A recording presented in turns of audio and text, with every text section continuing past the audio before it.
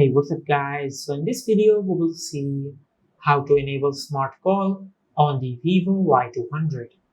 Now to do that, just open the settings app on your smartphone. Now from here, just scroll down and tap on shortcuts and accessibility. Now from here, just scroll down and tap on smart motion. Now from here, just tap on smart calling.